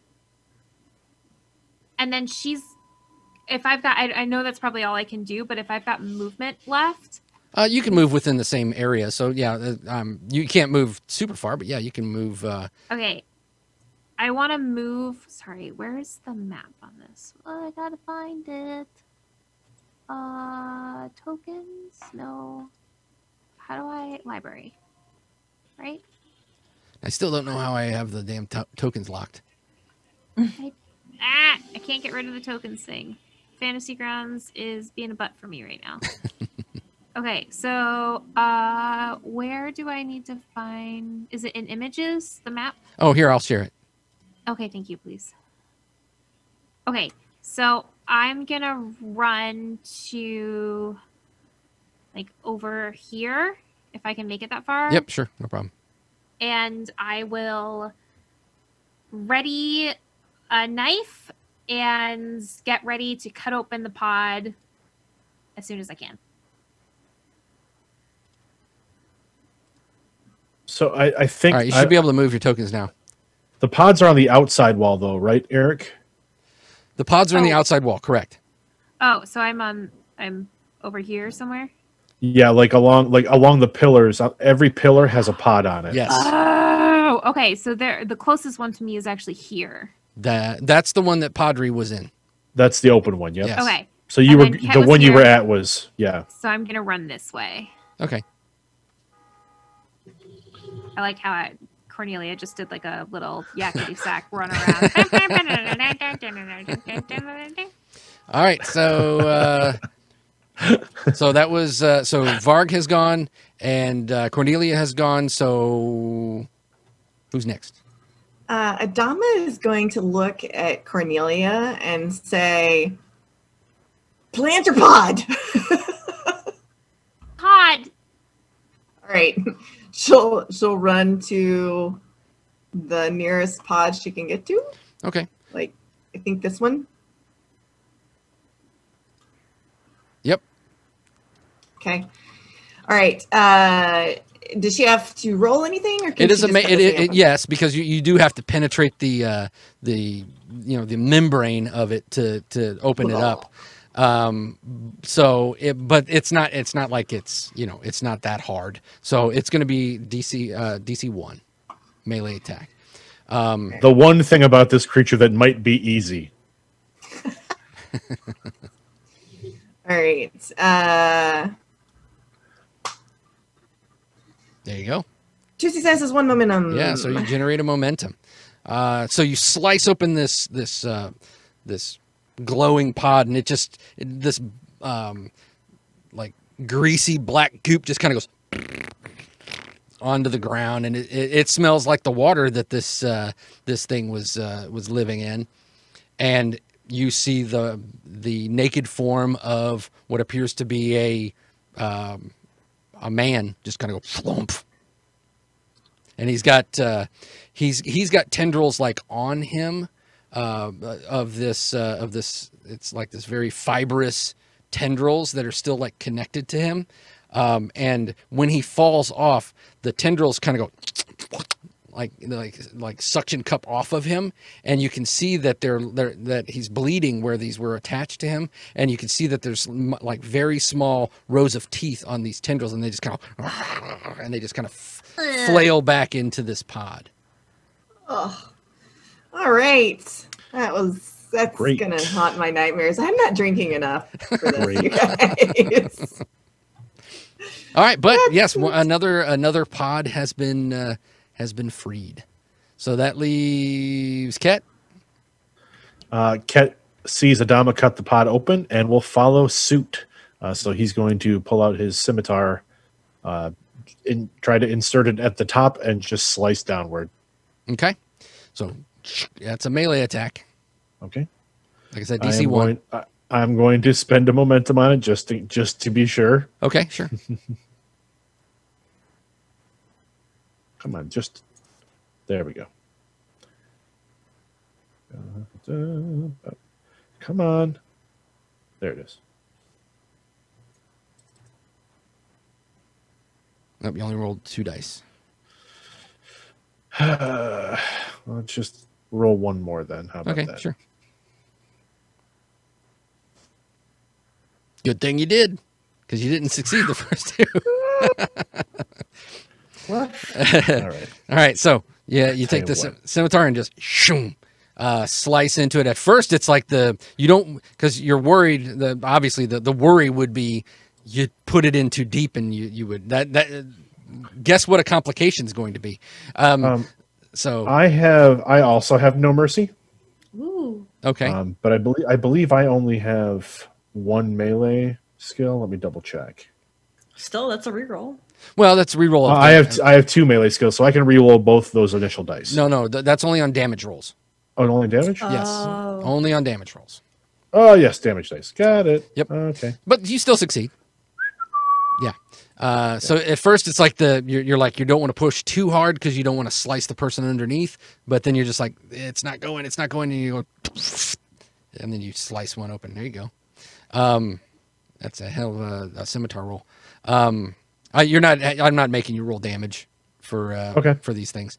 It's just essentially just what I'm looking for. Well, that's anticlimactic because that looks really good. It's badass.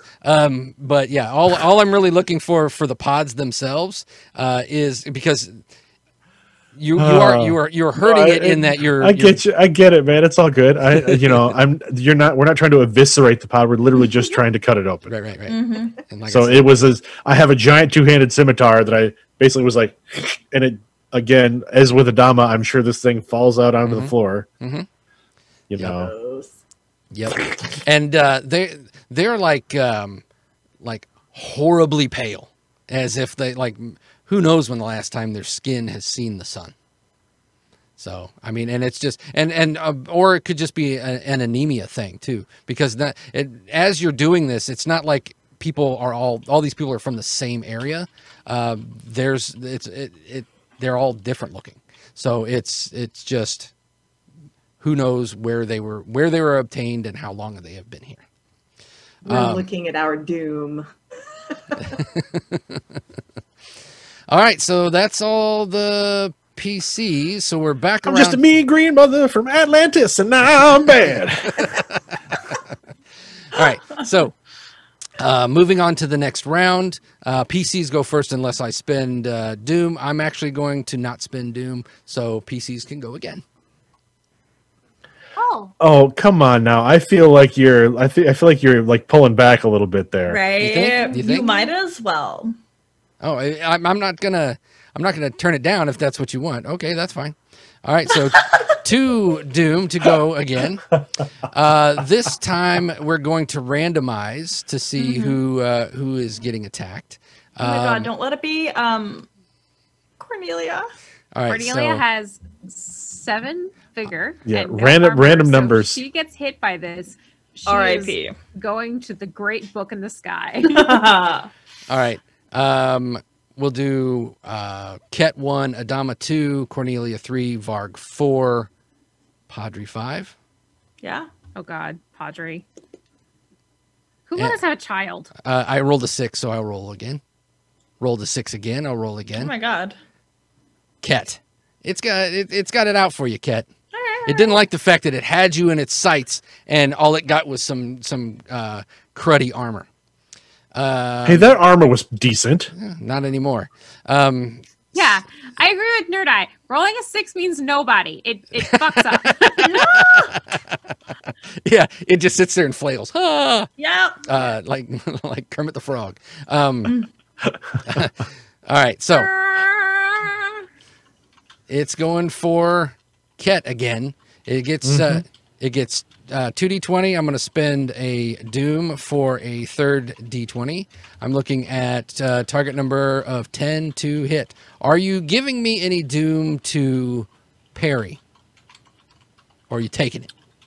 What at this point? Well, at this point, I have my weapon out, so I still have to give you Doom to parry. If your weapon has the parry ability, you don't have to pay for the first time. Believe the scimitar does. Checking now. No, the scimitar has vicious. Correct. So you would, yes, you would have to give me Doom to parry. Or dodge. You don't necessarily have to will. parry. I'm happier when your pool gets drained, so I think I'm not going to give you anything. Oh, okay, sure. All right, so I've got 3 dice, and I'm looking for 11s. I rolled, and I've got, luckily this thing doesn't have a combat expertise, otherwise you would have been, so. Oh, no. That is 2 successes, so that generates a point of doom. And hits you in the hit location. It hits 17. you in the hit location. Right leg. Not armored. An unarmored right leg. Oh. All right, lashing tendrils. Here we go again. Apparently, Kett's only wearing like a shirt, That's right. an armored shirt. That's. I think he's wearing a long armored shirt with like a nice like belt. You know, it's summery. Those legs, they're just He too fun does to have cover nice up. legs. Nerd Eye wants to know if the die roller is not working for the GM. Um, It is working. Like I see the shadow of the die on our Yeah, end. we don't get to see the actual dice. oh, he's, when they he's roll. talking about the multiple. Maybe I don't have that that update yet because I don't have a dice. I don't see a dice roller on the creature page. I see it for the damage, but I Oh. don't see it for the like in the Star Trek one where you would select the attribute. Lower left. Oh, it must be maybe that's what he's talking about. I don't know. I'll have to get with him later and figure out what I'm talking about. It's the target number in the Thanks, gym. Nerd Eyes. Oh, okay. So that makes sense. Okay, so you know what? Let's do it all correct because this may actually help you. So my target number is so my target number is 11. So let's change that, and then do I just roll the dice? Put a number, drag to the chat. Oh, there we go. Oh, I see what it's doing. Okay. Oh, he did not succeed. 0 successes. Oh, I got. Nerd Eye, you a man person. Thank you. Well, before you start dancing, I accidentally rolled 2 dice instead of 3. So let me roll my other dice there. Okay, so I did succeed. That is 1 hit. So, all right. So now the damage was, and I'll re-roll that because that was pretty damn good damage too. So same. All right, so you're looking at you're unarmored, so that is 6 vigor from that leg. So here's your choices. You can give me you could always spend a fortune point. Or you could you don't have to sacrifice necessarily that armor. You could sacrifice another point of armor or place of armor somewhere else. I'm going to. These are the vines again, right? Yes, it is. All right. I'm gonna sacrifice the left arm. Okay. So What? it looks like it's going for your leg. You like twist and it grabs onto your left arm and shreds your left arm armor. He's gonna be And I'm going to spend. I believe I still have 2 fortune points. Wait, no, I think I have 1 fortune point. Fortune don't regenerate at the beginning. It doesn't. Of you get it. Oh, it does? It does not. It does not. Okay. You will get it. You will get. I'll tell you this right now. You're going to get a point of fortune after this fight. Okay. I still have 2. I have 2 points left. I'm going to spend 1 to refill my vigor. Okay. Nice. Yep. And you do that on the character sheet where you where it says fortune point. You just click the little button there, and it'll add it'll refresh your. Yeah, on the vigor square in the bottom left corner of the vigor square, there's actually a button to just it uses the point right there. Oh, right. Yep. Yeah, the one next to the fortune point is to add it to your roll. Okay. So that's it. It's still trying to shred Kett, is just just slowly stripping him. And now it's player characters. Varg, do it. Varg will not stand for this. Varg is seeing his friends being hurt, and it's horrible, you know? So, in a barbarian-esque rage, Varg will grip that battle axe that is notched with that symbol with both hands and melee their way in. I will utilize 2. Left click to add, drag off. How do I utilize the momentum again? Oh, momentum. Left click, drag, and drop into the chat. There you go. Thank you. I'm gonna use 2. That gives me 2 extra dice to confirm. Correct. It's a total of 4. Yes. And what is this DC going to be? I am going because you're like wading into the pool to get it like into the center of it. Oh, absolutely. Especially if this is walking distance. Like I didn't realize how deep I thought it was much more deep. But like if I can get in, I'm going to hack out what I perceive to be the heart of this. Yeah. You really don't know how deep it is, but it is so dense that you're actually standing on it while you're hacking into it. Dang. So yeah, you can move yourself as far deep into it as you want to. All right. As for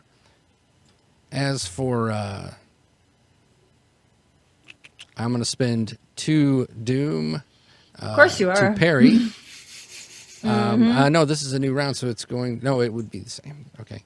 And then I will spend an additional doom for a 3rd dice to roll the parry. 0 successes. So I just wasted 3 doom for nothing. So yeah, target number 0. Nice. DC 0. What? Actually? All right. Yeah. I didn't This succeed. is a melee? So. Oof. Success! Momentum. And complication. Oh, let's not worry about that. Yeah. All right, so you so go ahead and double click your momentum pool to make it 5. Oops. Oops. There you go. There. There we go. No! I did it. Okay. All right, so you hit. So let's go ahead and factor that in. Oh, it was a good looking hit, but let me do my damage. Yeah. Oof. Lots of All right, so you can re-roll one of the. phoenixes. You can re-roll the 1 dice because it failed, and that's another effect. Still a fail. No, it's a 6 is an effect. So yeah, so you did 7. You did 8 points of damage. Each effect counts as another point of damage. So that's 1, 2, 3, 4, 5, 6 more damage. So you did total of 8. So what? 14 damage. 14? You inflicted 1 wound. So if you inflict 1 wound, you inflict 2.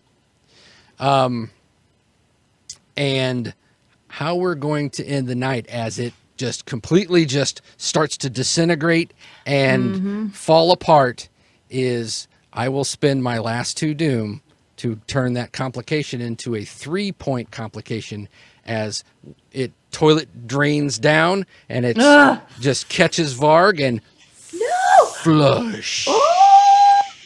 Varg just got flushed. peace. So next time the question will be, do you take the staircase down or do you follow Varg down the hole where this thing came from? Down the toilet hole.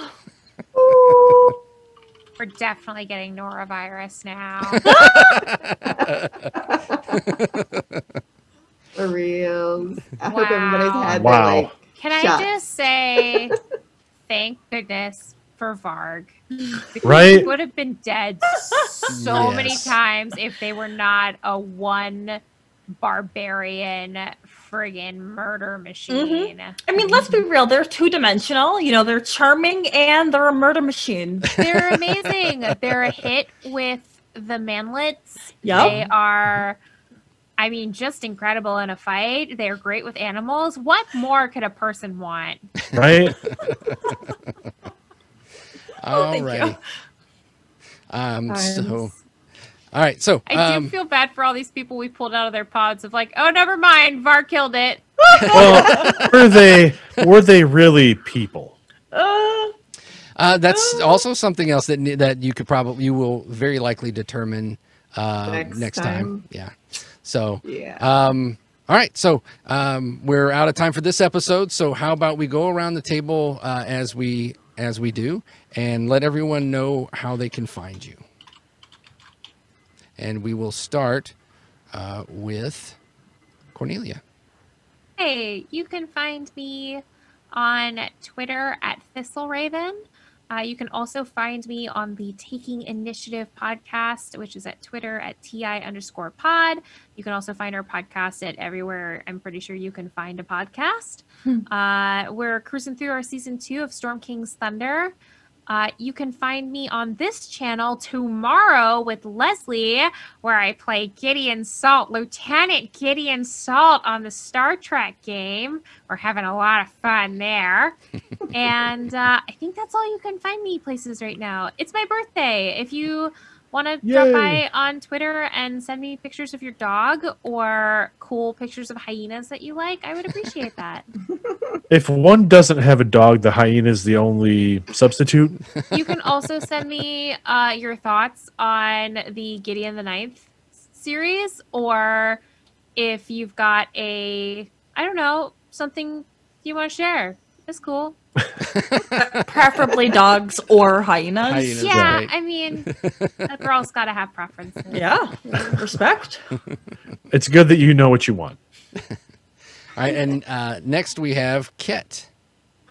Hey everybody, Michael playing Kett. You can find me on Twitter at losermlw. You can find me here, Assorted Mondays playing Conan, Assorted Thursdays playing East Texas University. It's our ETU extracurricular activities game where it's kind of like a college supernatural type of thing where paranormal hunters of a kind, we're really bad at it. And you can also find me on the Redemption Podcast, which is a Star Wars actual play taking place during the Clone Wars. You can find that at redemptionpodcast.com or at redemptionpod on Twitter. Next we have Varg. Hello, hello. Varg is doing well. And Varg is played by B. My name is B Zelda. You can find me on Twitter as @B_Zelda. I do a heck load of things. Normally I am a member of the Broadswords, an all-woman non-binary actual play podcast. We just released our new logo for our new season, which I'm really hyped about. It's going to be Cypher System, and we're gonna be in space. Nice. On the topic of space, tomorrow I play as 10,000 bugs in the shape of a wallaby for a Burn Bright campaign. That is on the Salty Sweet Games channel. Wednesday I run Root on the Magpie Games program. If you ever want to sit at a table with me, you absolutely can. Thursday, I record Broadswords, but Fridays, I run Bluebeard's Bride. If you ever want to sit at a table with me, I weave a terribly dark and morbid story. All right, and lastly, we have Adama. All right. I'm Leslie playing Adama tonight. You can find me on Twitter at LeslieGMGirl. And you can find me on this channel tomorrow night playing Star Trek. And super looking forward to doing that and bringing a little more Southern sass to my game. All right, and I'm Eric. I'm the GM of this, also the Star Trek Adventures, and I'm also a player in the East Texas University game. I'm also the GM for Resting Glitchface Shadowrun podcast, in addition to all of the other stuff that happens on this channel and the Gamers Table channel and Discord and all that stuff. So thank you all for watching, and we will see you again in 2 weeks.